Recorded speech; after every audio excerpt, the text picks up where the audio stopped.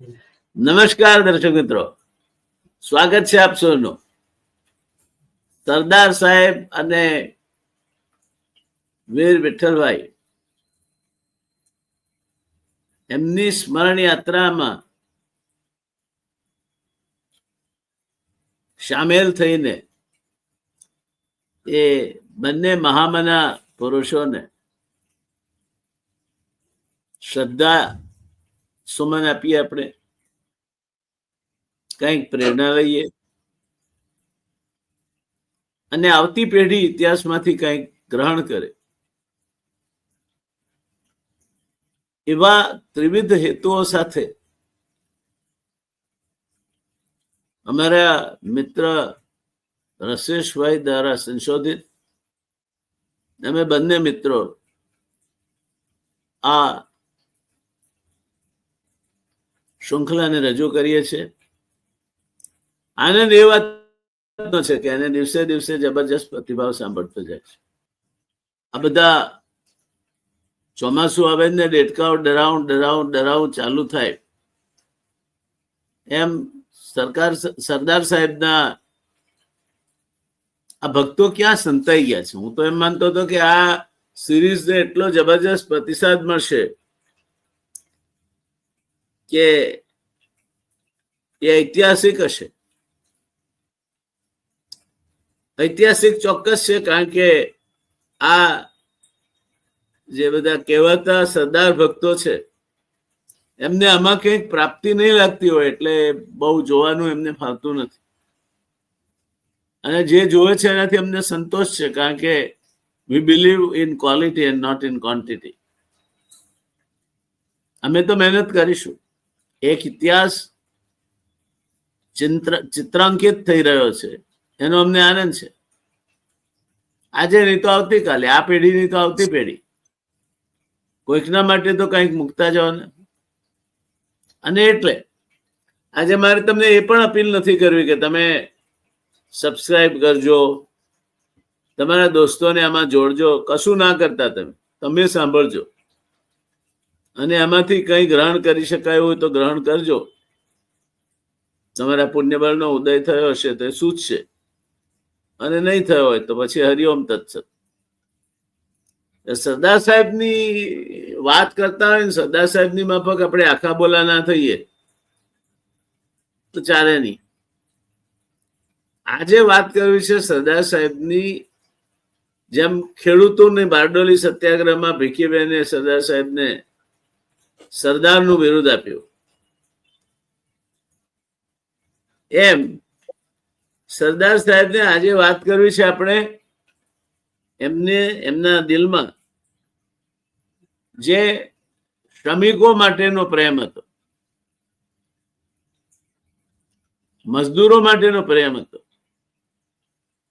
પરસેવો પાડીને પરસેવાના વજન બરાબર પણ રૂપિયા ના મળે એ રીતે મથતા અને મજૂર વસ્તીમાં બધા હાલતમાં જીવતા લોકો,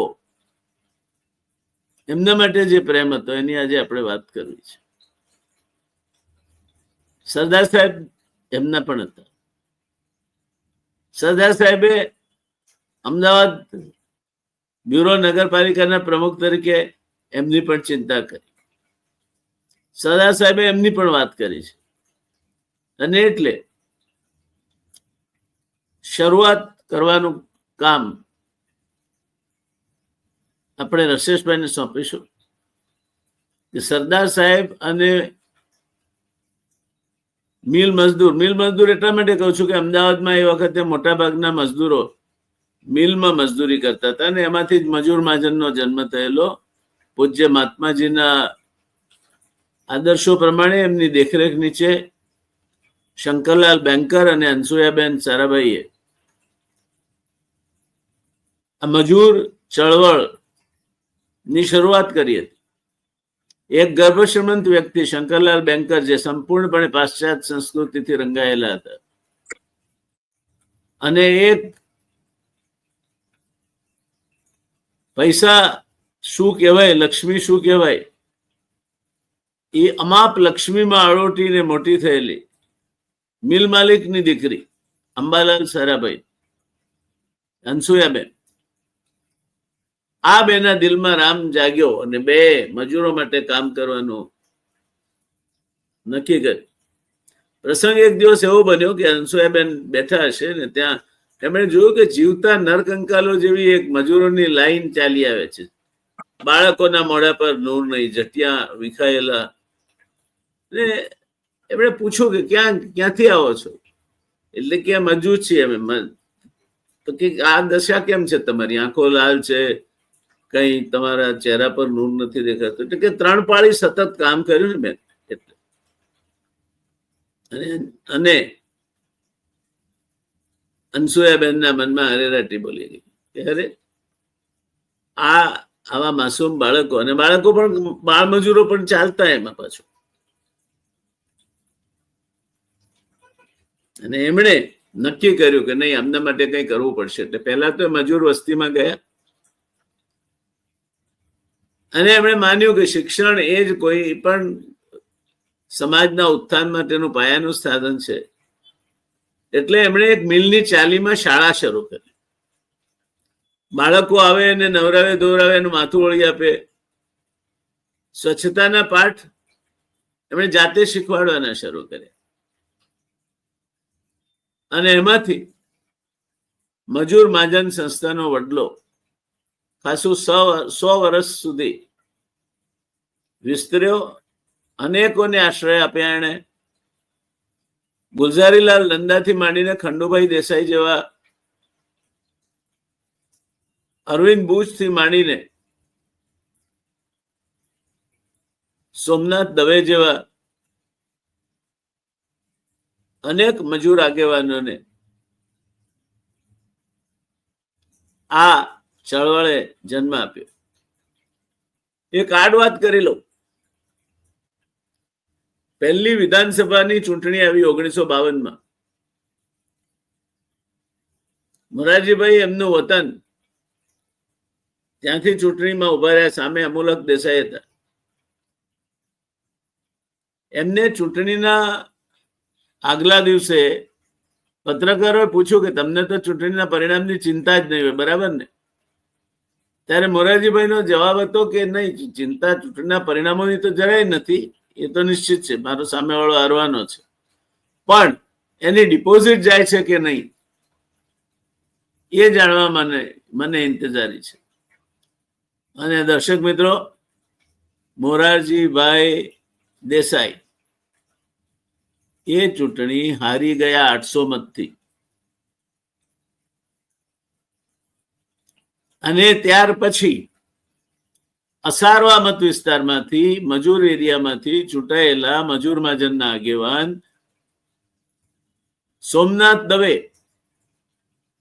સોમનાથભાઈએ કહ્યું કે હું વિધાનસભામાં જઈશ તો હું તો ધારાસભ્ય બનીને રહી જઈશ. તમે જશો તો તમે દ્વિભાષી મુંબઈ રાજ્યના મુખ્યમંત્રી બનશો.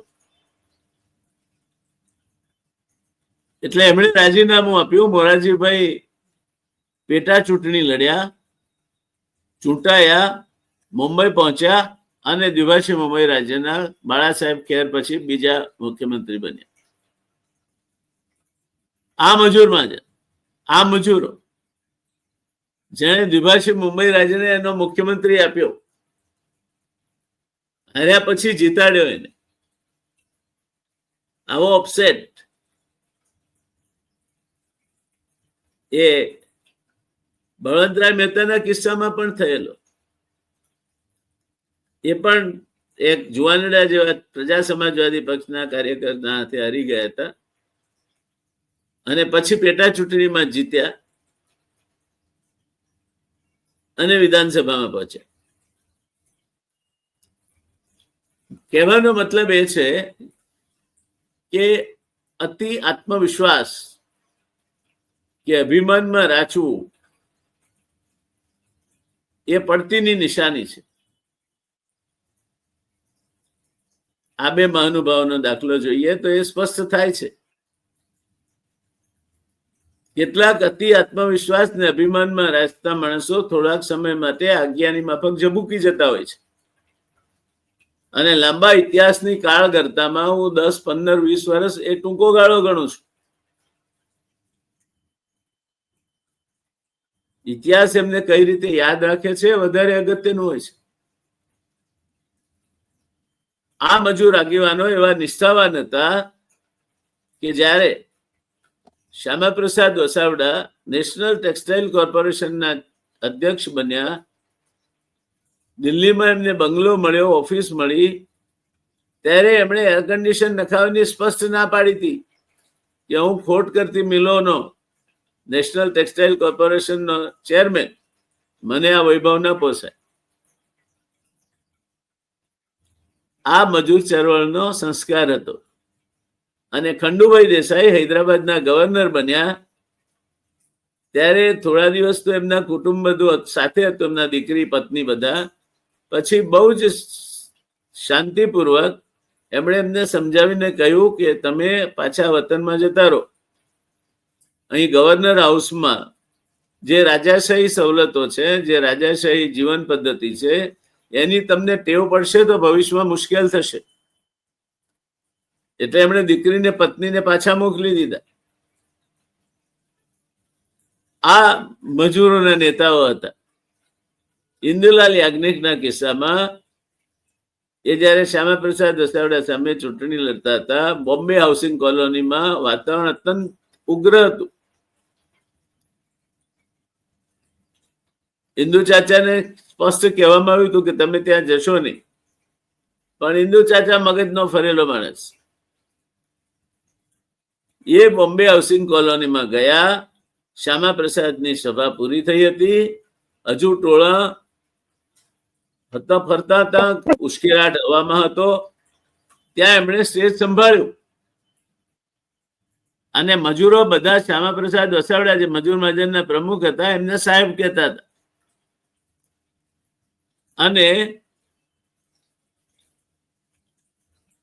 ઇન્દુ ચાચાએ ભાષણની શરૂઆત કરી. સાહેબ હમણાં જ આવી ગયા ને? બધાએ કહ્યું હા. હવે તમારો ભાઈ આવ્યો છે. એક કુશળ વક્તા કઈ રીતે વિપરીત પરિસ્થિતિને પોતાના તરફેણમાં પલટાવી શકે છે એનું આનાથી વધારે મોટું ઉદાહરણ બીજું કોઈ મળી ન શક્યું હતું.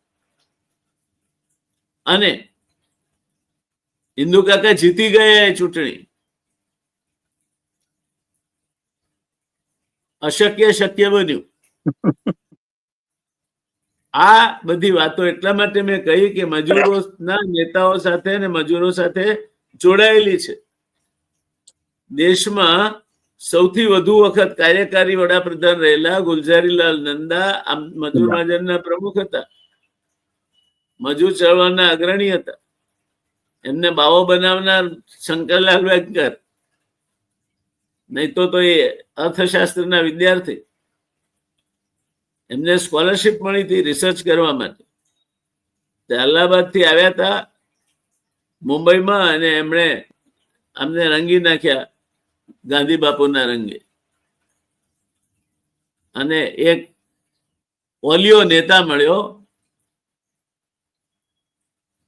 જે જ્યારે દેશના 3 વડાપ્રધાન સાથે ગૃહમંત્રી રહ્યા પછી, રેલવે મંત્રી રહ્યા પછી જ્યારે નિવૃત્ત થયો ત્યારે એની પાસે એની પોતાની એક ખોલી નહોતી અને કોનોટ પ્લેસમાં એક મકાન રાખેલું. એ મકાનનું ભાડું નહીં ભરી શકવાના કારણે એમનો સામાન મકાન માલિકે લારીમાં મૂકીને બહાર મૂકી દીધેલો. કોઈ પત્રકારે જોયું અને એમાં ગુલઝારીલાલ નંદાની પ્લેટ જોઈ, નેમ પ્લેટ જોઈ, એટલે એને ફોટો પાડ્યો ને ટાઈમ્સ ઓફ ઇન્ડિયામાં કે હિન્દુસ્તાન ટાઈમ્સમાં, મને એક્ઝેક્ટ ખબર નથી, આ બેમાંથી એક છાપામાં પહેલા પત્તે એ ઝળક્યો, પહેલા પેજ પર હતો. આ આગેવાનોનું પોત હતું, એમનું ગજવું હતું. આ સરદાર સાહેબનો જમાનો હતો. મને ઘણી વાર થાય છે રસેશભાઈ કે આ બધા એક સાથે ઉતરી આવવાની ક્યાં જરૂર હતી? થોડા થોડા આવ્યા હોત તો અત્યારના દંભી નેતાઓ જે રીતે આ દેશને ગીધડાની માફક ચૂંટી રહ્યા છે, એના બદલે આ દેશને યોગ્ય માર્ગે વાળનાર નેતૃત્વ મળી રહ્યું હોત. એ જમાનામાં તો તમે આમ આંખ બંધ કરીને હાથ લાંબો કરો તો ક્યાંક ગુલઝારીલાલ નંદા મળે, ક્યાંક સરદાર સાહેબ મળે, ક્યાંક વિઠ્ઠલભાઈ મળે, ક્યાંક ઇન્દુ ચાચા મળે, ક્યાંક બાપુ મળે, ક્યાંક ખંડુભાઈ દેસાઈ મળે, ક્યાંક ઉછરંગરાય ઢેબર મળે, ક્યાંક રસિકલાલ પરીખ મળે, ક્યાં ગયા, કહા ગયો લોગ? આજે નેતૃત્વનો રાસ અને દુકાળ કેમ થયો છે?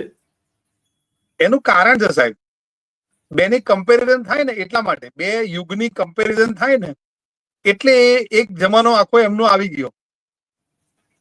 હવે જે આવશે એની બહુ મોટી કિંમત આપણે ચૂકવી રહ્યા છીએ. પણ એ તો ઉજાસ પછી અંધારું આવવાનું જ છે, અને અંધારા પછી ફરી પાછો ઉજાસ આવવાનો છે. એટલે પ્રજા શીખશે તો ખબર પડશે કે નેતાઓ કઈ પ્રકારના, કઈ ક્વોલિટીના જોઈએ છે અમારે, તો જ થવાનું છે. એના વગર નથી થવાનું. તમને મેગ્નેટના એમાં પણ બે અલગ અલગ ધ્રુવ હોય છે, પ્લસ માઇનસ, પોઝિટિવ નેગેટિવ. તો નેગેટિવ ભેગું થશે. સરદાર સાહેબની મજૂર લક્ષી પ્રવૃત્તિઓ વિશે જરા પ્રકાશ ફેંકો.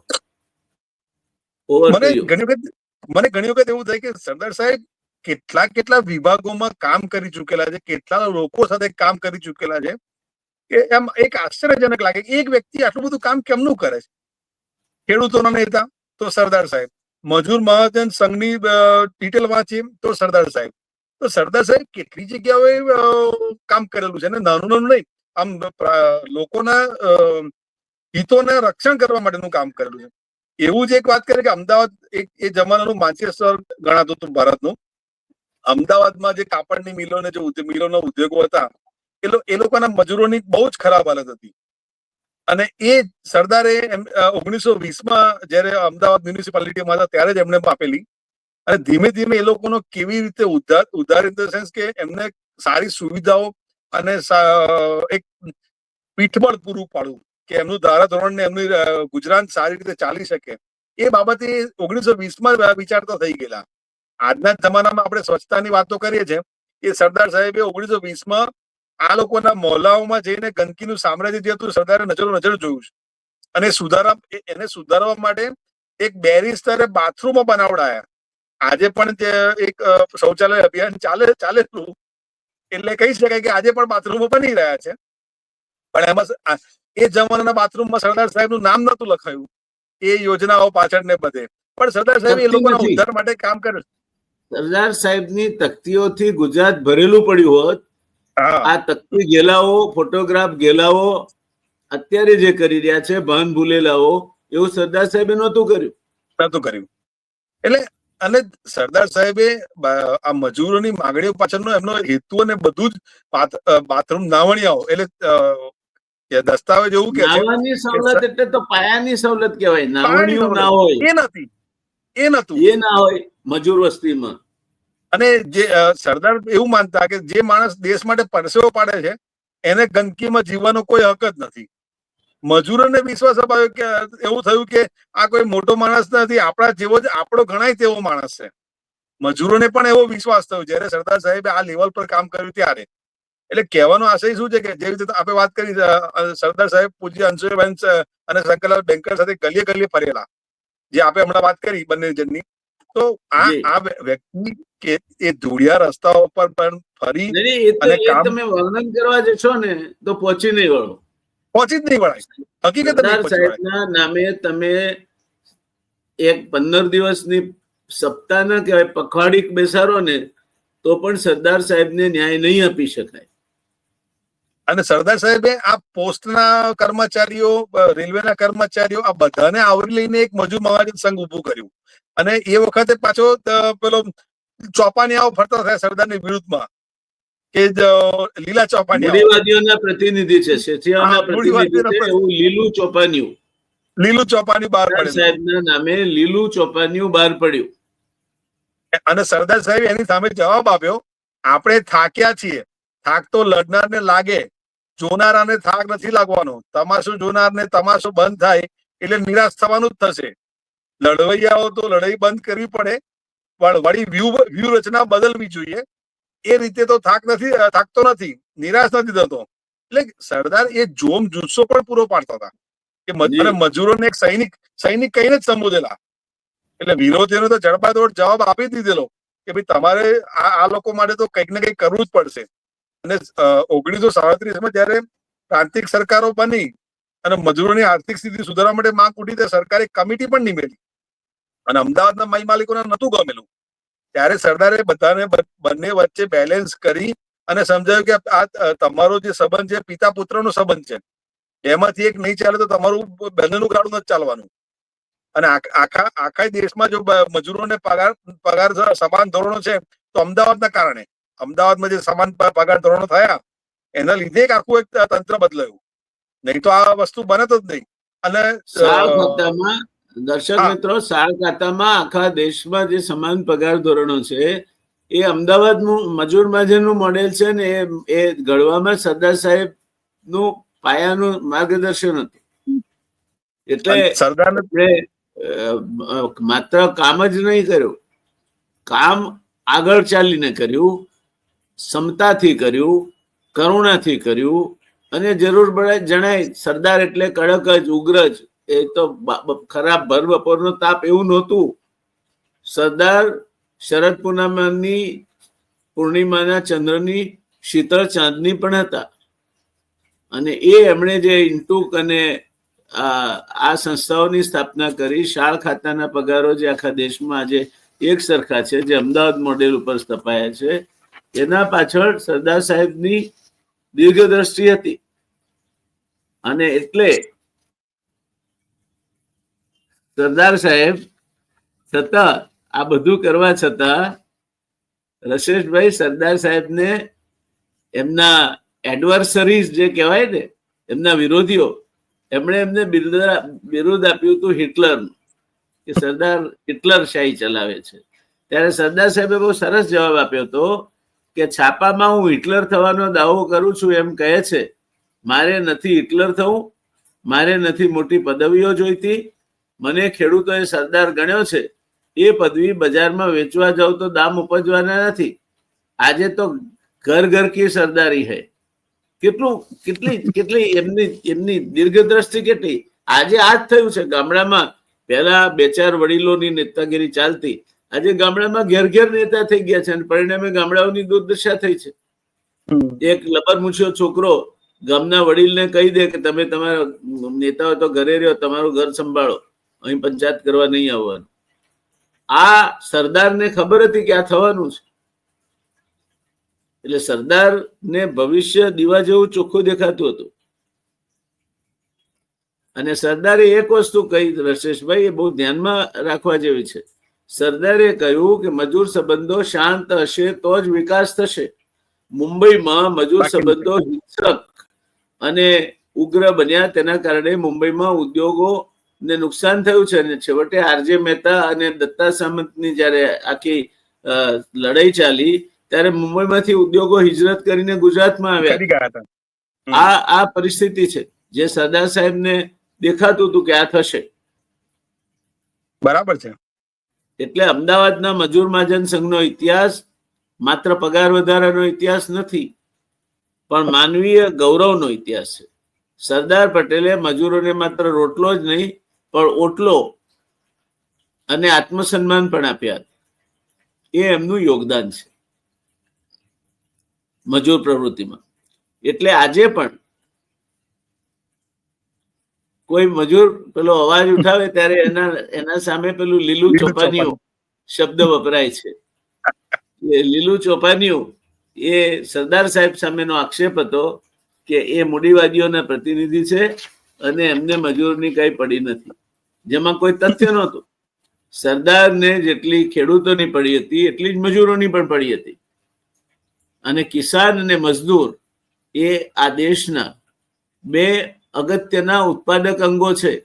બેમાંથી એક પણ અંગ જો ખોટકાઈ જાય તો આ દેશની અર્થવ્યવસ્થા, અન્ન સુરક્ષા અને ઉત્પાદન સુરક્ષા, આ ત્રણેયને મોટો ધોકો પહોંચે એમ છે.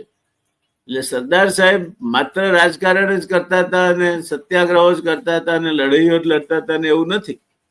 એમનામાં અર્થવ્યવસ્થાની એક ઊંડી સમજ હતી. એમનામાં માનવીય અંશો સમજવાની એક જબરજસ્ત ત્રેવડ હતી. અને એ કરતા કરતા એ પુષ્પાદપી ચ કોમલમ, ફૂલથી પણ કોમળ બની જતા. વેદનાની એમના હૃદય પર અસર થતી. મજૂરોને જયારે જોયા કે આ લોકો જીવતા દોઝખમાં જીવે છે, એમના બાળકો એમની પત્નીઓ એ જીવતા ભૂતની માફક જીવન જીવી રહ્યા છે, ત્યારે અમદાવાદ બ્યુરો નગરપાલિકાના પ્રમુખ તરીકે સરદાર સાહેબે મજૂર વિસ્તારોમાં નાવડિયા બનાવવાની પહેલી યોજના કરી. ત્યારે મોટાભાગના સભ્યોને લાગતું હતું કે આની શું જરૂર છે, મજૂર નહીને શું કામ છે, મજૂરનું કામ મજૂર કરવાનું છે, મજૂરી કરવાનું છે, એમને નહીં ધોઈને ચોખલિયા થઈ જશે તો કામ કઈ રીતે કરશે? આ સમજ હતી.